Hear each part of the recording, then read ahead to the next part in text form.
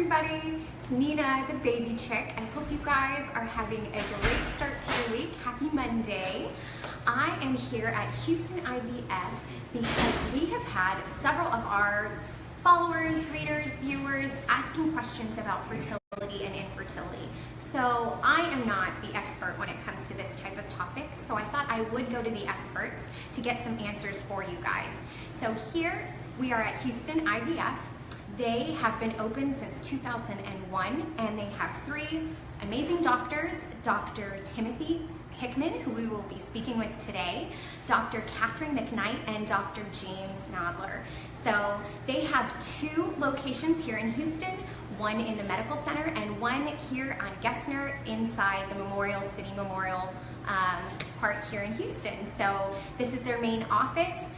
I have heard that people from all over the world come to this office seeking answers and fertility treatments.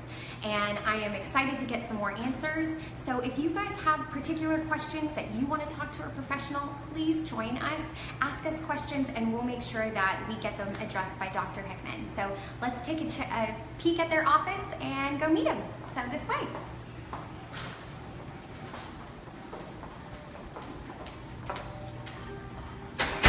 Here is their waiting area, all their babies that they've helped, many. And then you check in right here at the office, at the front desk. And we're gonna go on back. Thank you. So we're now walking to Dr. Hickman's office, so be sure to have your questions ready if you have anything that you want to know in particular. I think he is right around this corner. And hi! Hi! Dr. Hickman. How are you? Good to see you. So wonderful to see you too. Yes, this is Dr. Hickman, everybody, here at Houston IVF. We're so grateful to have this time to chat with you and get some questions about infertility. So wonderful. Gosh, this is a beautiful office. Well, thank you. When did you guys open? About 2008. 2008. So we were actually the first people in this new tower, so we were really that's happy about wonderful. I was going to say, I saw on your website that you guys had been open as a company since 2001, is that correct? Yes, that's when we moved here, yeah. So before I was here, I ran the IVF program for the Air Force in San Antonio. That brought us to Texas. Oh, wow. Then Dr. Schoolcraft recruited me to open this up. Oh, fantastic. Well, we're excited to chat with you guys. Like I said, gorgeous office. I have my questions here. So we have had several of our viewers ask in the past about fertility questions and infertility. And so I thought it would be fun to do kind of a fertility 101 with you to really get some answers. I should say first, yes, I really appreciate everything you're doing. Oh, thank you. Because I've looked at some of your video blogs. You do a great job. Oh, thank you. Informing the world about reproductive sciences. So thank you so much for everything you're doing. Oh gosh, that really means a lot. Here at Baby Chick, we are all about providing resources and information to women around the world about what is available to them and where they can go. And I've been told that people from not just the country but all over the world have come to Houston IVF for answers and for treatment. So I thank you for all that you do, because obviously you guys are doing an exemplary job helping families start their own. We were just looking this morning, my wife and I, on your website, fun. And it kind of says who we know. Oh yeah. And so our new son-in-law, his sister follows you. She lives in Portland. No way! So I thought, wow, she's getting all over the place. Oh, I love so that. Cool? Oh, that is so cool. Yeah. It's small world, you know, It is. and such a good connection. I'm so glad. I hope she's finding the information that we were providing. Well, I haven't asked her yet, but I'm sure she is. Perfect. Well, so the main question that I want to know, just for simplicity reasons, what is infertility? What is that? It's just the inability to have a baby right. at the time you want. Right. So we usually define if you try for a full year and it hasn't worked. Right. That's what we call infertility. So that's when someone should be seeking a professional after a year? They should. True? Well, if you're less than 35, we say, and nothing seems to be going wrong, then you give it a full year. In other words, if you have normal cycles and everything seems to be fine, no medical history in the past that would suggest there's a problem with the sperm count or with the tubes or something like that, you give it a full year. So that was my other question. What are the reasons a patient would seek IVF treatment? So, well, let me answer the first one if we can. Yes. So, if you're less than 35, give it a full year. Okay. 35 to 40, give it about 6 months. Okay. And at 40, you just talk to somebody. Yeah. Good to know. That's definitely helpful. So, if you are in those ranges and still have gone past the time that you recommend, you know, what are things that they should be coming and asking and looking for when meeting with you? So those are great questions. So the first thing is, if there's something that's going wrong or could be going wrong, like the cycles are very irregular. They're coming every like 60 days or something like that. Right. Okay. Bleeding's irregular. That would be go see somebody right away. Okay. If a man knows he's had some type of injury, like a football injury or kicked by a horse or something, he probably gets checked out right away. I know, no fun. No fun. But it's best to have a good index of out. suspicion and check out to see what the semen analysis is. That's good to know. And then when they come in, what we'll do is a full evaluation to see what's going on. So we'll assess the tubes of the woman, we'll assess the uterine cavity of the woman, we'll assess her ovarian reserve, and then we'll assess the man's sperm count. Okay, perfect. I'm going to get a little closer because I feel like I want to make sure that we're in the same shot. So sorry if we're a little close. All good. So that's really helpful to know what people can expect when they are coming to your office, so then they're not kind of intimidated with, all right, are you going to poke and prod me? How does this all work? And what are the first steps? So that's really helpful. So you answered my question, when is the right time? So what are the most common things that are keeping people from getting pregnant?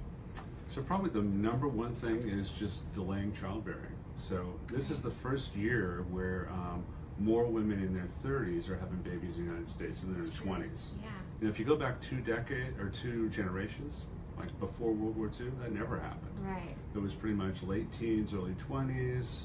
And at that point, almost everyone's super fertile. Yeah, right. But when you start waiting to the 30s, then it changes. Right. We haven't evolved yet to the point where we're really reproductively efficient in our late 30s. So that's the reason. And you're absolutely right. I mean, myself, I just had my son. I'm 31, so I guess we are waiting. I do fit that demographic. And I was going to say, I guess maybe people are not maybe meeting the right person that they're ready to start their family, or they're focused on their career education. So my mother was the last of her peers to get married, and she got married at 25. Oh, she's ancient. Right. And she didn't have a baby after 2 years. They're like, oh no, Leon, you're never going to have a child. So I mean, it's just nowadays crazy. 25 like is crazy, too young. Right? Yeah, exactly. But that's it. So reproductive health has not changed over the centuries. Right. It's just how we're changing our lifestyle. So that's something that we have to be mindful of if we are wanting to start a family. Yeah. So for example, at 35, and this has been the same for the last 500 years. 1 in 3 women will never have a baby naturally. No way. Yeah. 35. Wow. That's like early, right? That is. I'm like, I turned 32 this year. Don't say that. But no, that makes sense. That makes sense. Then at 40, only 1 in 3 will have a baby. Wow. So a lot of people get married at 39. They say, okay, about 40, I'm ready. Right. Only 1 out of 3 is going to succeed and not need. And that's when you're getting a call. Yeah. Exactly. But thank goodness that you guys exist, because then they have the possibility of having that family. Oh, absolutely. Yeah. So it totally changes everything. Yes. Yeah. I have to say this really hits home for me, because my parents, they were having trouble with conceiving. And so we were not conceiving the good old-fashioned way, and they did the gift. Did they really? Yes, and we were the first twins, or first babies born in Texas, that were successful through the gift procedure. I know. That's not even used anymore. Exactly. And I was going to say, now it's just straight IVF, I heard, and they don't even use the gift. Yeah. So can you explain what's that acronym? Gamete intrafallopian tube transfer. Yeah, perfect. So I'm like, something like that. Just for historical context. Exactly. So gift was where we just get the eggs and sperm and put them in the tube, and then hope that they do their thing. Yes. Yeah. So that was done years ago when IVF labs weren't very good. That was me. Well, I mean, but the history of IVF is a short one. Yeah. So you were like a pioneer. You're a pioneer baby with this whole thing. That's why I feel like people are saying, oh, are you maybe playing God? Are you, doing something that isn't just natural? And I have to say, thank goodness, I wouldn't be here without this. Exactly. See what wonderful things you're doing for the world. I know. So that's why I have to tell families that, making that call, I mean, you'll just be so grateful, and your child will be so grateful. Because Absolutely. I am so grateful that my parents decided that they needed to start a family too. So that's so cool. Wow, I know, I had to tell you that story. You're one of the few. I know. There are many. I know. Probably less than 100 gift babies in Texas for sure. Yeah. Oh, I feel so special. Well, we already knew you were, so now we know for sure. I love that. So, and maybe you have already answered this, but what factors influence infertility? What factors? Yeah. So age we talked about. That's a big thing. Mm-hmm. But then there are a lot of others. For example, women can have damaged tubes. Right. So the eggs aren't picked up properly. Right. They can have problems with releasing eggs. That's called ovulatory dysfunction. That's what I think my mother had. Could have been, yeah. Okay. So in other words, the eggs just don't develop and release, and so if they never release, there's no chance for the tube to pick it up and the sperm swim. And then, of course, there are issues with the man, with having adequate numbers of sperm. Are they swimming properly? Are they shaped properly? Right. Those are the major things. Shaped properly, really? Right, yeah. So it's rare, but some men will have all abnormally shaped sperm, and often they'll have an abnormal chromosomal content in the sperm itself, and so then it doesn't make a baby properly. Wow. Yeah. I didn't know that part. That's fascinating. Yeah. That's a very small percentage, but still, it's still a possibility. Oh goodness. And then there's those that don't have a uterus that's able to accept a pregnancy properly. Oh. And then they'll get pregnant, they'll miscarry, or they'll just never get pregnant. Right. So that's a possibility as well. Okay. See, there's so much that I need to learn in this subject as well. So is there ever a point, I actually had a client of mine ask this question because she had her child 4.5 years ago, but she has been having problems getting pregnant for the second time. Mm-hmm. And she wanted to know, is there ever a point when you would tell one of your patients that you can't help them? And what are those factors? So a lot of it depends what they're willing to accept. Okay. So the guy that was involved with IVF for the first time in the United States, his name is Howard Jones. Brilliant man. He just died recently. He was like 103 years old. Oh wow, great life. So, great life. Helped thousands and thousands of babies come into this world. Probably millions now. Well, he was saying, if you're willing to accept all options, then everyone will have success. But those options include using someone else's eggs, using someone else's sperm, have somebody else carrying the baby for you. Right. So if you're open to all those things, well, then there's really never a time when we'd say not. But if you're saying, well, I really am not comfortable with doing one of those things, well, then once that entity fails, for example, let's say a man has no sperm and we biopsy his testicle and there's still no sperm. Right. Well, then there's no real option at that point. How is that rare? That's rare. Okay. Yeah, that's quite rare. So men typically don't go through andropause like women go through menopause. But some men have had issues where that happens. Okay. So that would be a stopping point. Okay. For women with increased age, the number of eggs that are normal declines markedly. That are normal. Can you specify that? So the way eggs divide really gives you an idea of how likely they're going to make a baby in the end. Okay. So if you're 19, about 98% of the eggs are chromosomally normal. They have the proper chromosomes to get pregnant and to make a baby. But if you're 45, only 1% of all the eggs left are still have that capability. So age plays a big part of it. Right. So if you get to the point where you're running out of eggs, and with increasing age, you have very, very few that are normal, then you meet a point where the chances are so low that you say, no, maybe we should move on. So I have a couple of girlfriends who are 34 and they haven't met Mr. Right yet, but they know they want to be a mom. Is that when they should maybe start looking into freezing their eggs, or what should they do? Exactly. That would be the perfect time and the perfect person to freeze their eggs. Okay. So if you freeze eggs, then you have the potential to freeze them at a time where there's a higher percentage that are normal. Right. Right? So then when they can use them later on, if they, let's say they find the right guy at 39, now instead of having a very high percentage that are abnormal, they still have a high percentage that are normal. They have a better chance to get pregnant. So just as I asked, you know, a woman hasn't met Mr. Right, but if a guy hasn't met Mrs. Right, should they do anything and check out their situation to see if they may have, you know, some difficulties, or should they just not really worry about that until they do find Mrs. Right? What about for men, or is it really just women that we need to focus on? So men, it's important somewhat. So for example, all the troops before they headed out to Afghanistan, a lot of them banked sperm just in case they were exposed to something.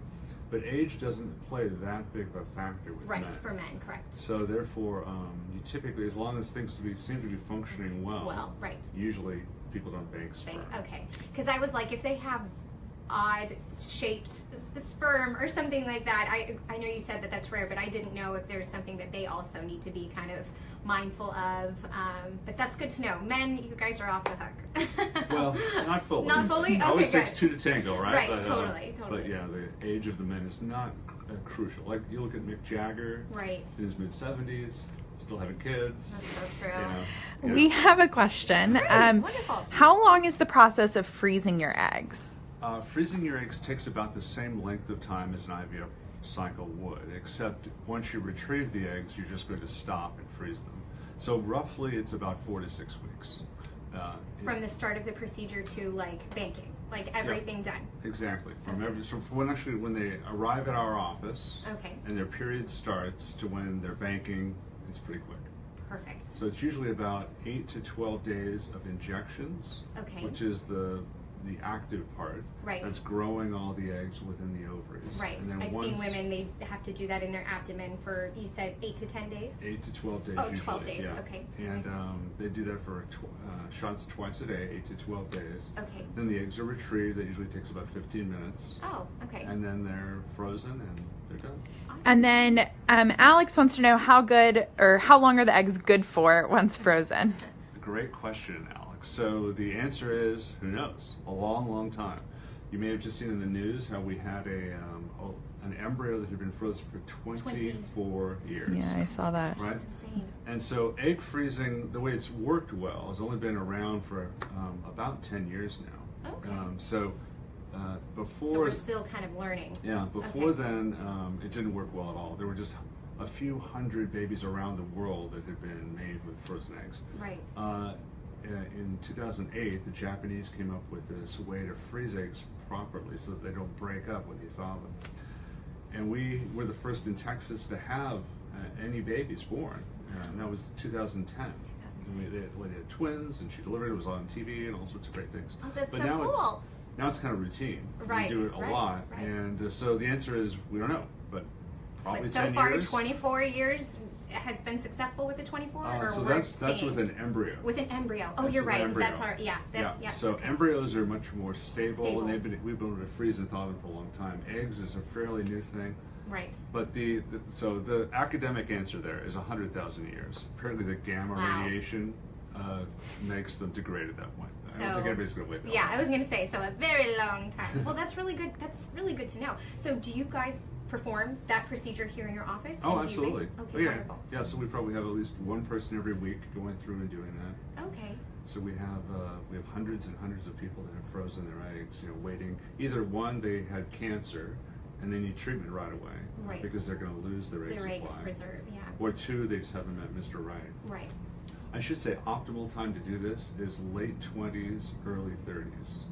Okay. Unfortunately, so late 35 20s. After, is not the most ideal, but before 35. We have people do it at 42, but the American Society for Reproductive Medicine suggests it's probably best before 38.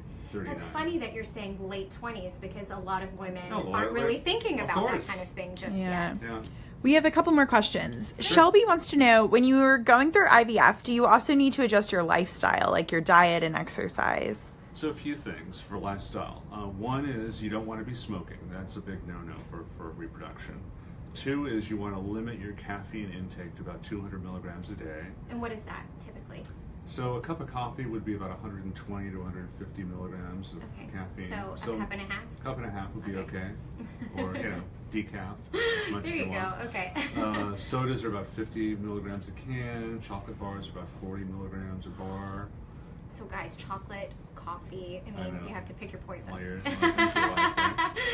And alcohol, so no excessive alcohol, which is considered more than a drink a day, so no more than 7 per week. Okay. And then nothing, of course, during pregnancy. As far as exercise, things like that, when women work out to the point where they're losing body mass and have a very, very low fat content, they can start anovulation, start having having irregular cycles because of that. So if you get to that point, that's probably too much. So major athletes need to So focus. people running marathons all the time. All that stuff, Okay. So Anne wants to know, what is the concern that you hear most often from patients who are just beginning fertility treatments? The biggest concern is fear. Like, they really, really want to have a child, and they're like, "Oh, this was always going to happen. I always played with dolls when I was growing up, and thought, well, you just got, find the right guy, and there it is." Yeah. So that's the biggest fear, and I guess I'm here to say today, just come on in. A lot of people, they come in and we just start talking, they relax. Yeah. And I'm sure he has a tissue box right on his thing. There's a lot of tears just in case. And it's so common these days. I mean, I look at myself, my siblings, and my wife. So we're both from families of 4 kids. Oh, yeah. And every one of us had an issue. All the siblings. No, really? Now, they're all different. Yeah, but still. They all had issues. Yeah. That's fascinating. And so, here we are. But yeah. No, thankfully, we have kids. Exactly. Yeah. That's wonderful. Again, being able to have these type of resources to start the family that people want to have so desperately is just wonderful. Again, I wouldn't be here without it. So, yeah. Great. These are great questions, guys. Keep them coming if you have questions for Dr. Hickman. I'm going to continue with my questions too. So, how soon can someone be seen here at your office? If they called and make an appointment, how long would they potentially have to wait? Oh, right away. I mean, I think everybody's pretty much here within 2 weeks. Okay. The chance of it being loaded up longer than that is unlikely. So yeah, we get them in quite quickly. Pretty quickly. That's great, because when you make that call, you probably are ready to make that step. You don't want to wait for 3 months. Yeah, no, you don't. That's very unlikely in this field, but sometimes it happens that way. And I was letting our viewers know that you actually have 2 locations here in Houston. So do you do most of your appointments here? Yeah, so I do all my appointments here, and our other doctors go between the 2 places. Okay, great. But this is our main center where the IVF lab is. I don't know if you went and saw that before. No, I need to check it out. Yeah, it's pretty awesome. Cool. Pretty awesome. We also have a medical center office. Yes. So that's over on Fannin. Great. Yeah, and so a lot of people, that's more convenient for them, so they go over and see. That makes sense. Great. So, and for people who are working, do you guys have flex hours that can make that work, or do they typically need to go on their lunch break and come in? So most people that are going through the treatment are coming in early. So we're starting at 7:30. So they're zipping in, they're having an ultrasound, they're getting blood work, and then off to work. Perfect. So usually people are working through all these. And they don't have to wait. I was going to say, you guys are very good and efficient. I didn't see, people were getting into their appointments pretty quickly, so they're not here for too long. They can get back to work. Yeah, we try and stay right on time and on schedule, so it makes it easy. We appreciate that. That's for sure. So, as I said earlier, I heard that people come from all over the world to come to Houston IVF. So congratulations to you guys on that.